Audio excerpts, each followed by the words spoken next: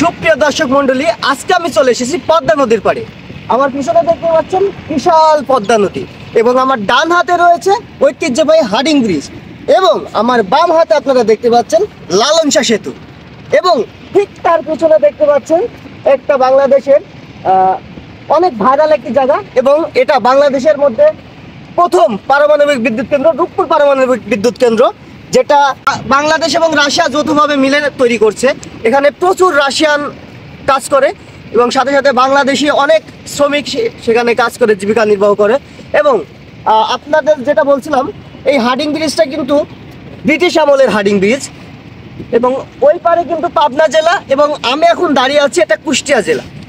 এই সেতুর মাধ্যমে পাবনা জেলা এবং কুষ্টিয়া জেলার মধ্যে একটি বন্ধন সৃষ্টি হয়েছে, যার ফলে অতি সহজেই কিন্তু আমরা কুষ্টিয়া জেলার লোক পাবনা জেলায় যেতে পারি, পাবনা জেলার লোক কুষ্টিয়াতে আসতে পারে।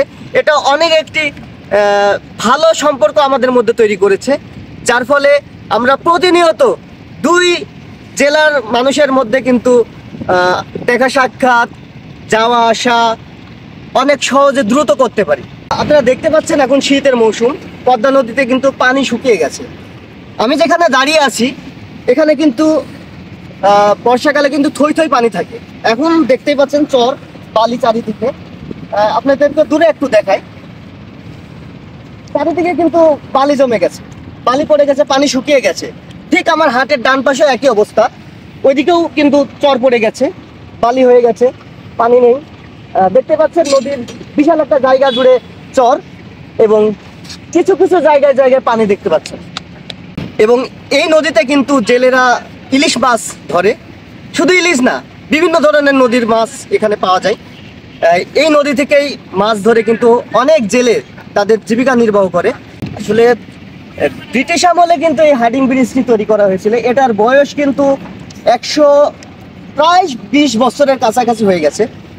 আসলে এই সেতু যেমন শক্তভাবে দাঁড়িয়ে আছে, যেমন শক্তভাবে দুই জেলাকে একত্রিত করেছে, আসলে এই সেতুর মতোই এখন আমরা চাই আমাদের কুষ্টিয়া জেলা এবং পাবনা জেলার মানুষের মধ্যে সেই দৃঢ়তা বন্ধন থাকুক, সেই শক্ত একটা সম্পর্ক বজায় থাকুক।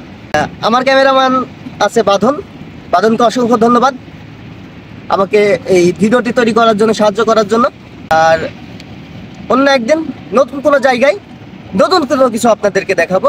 আমাদের ভিডিওটি যদি আপনাদের ভালো লেগে থাকে তাহলে অবশ্যই আমাদের এই ফেসবুক পেজটি, এই রুবেল মাহমুদ ফেসবুক পেজটি ফলো দিয়ে রাখবেন, আমাদের একটি লাইক দিয়ে রাখবেন এবং আমার ভিডিওটি শেয়ার করে সবাইকে দেখার সুযোগ করে দেবেন। ধন্যবাদ সবাইকে।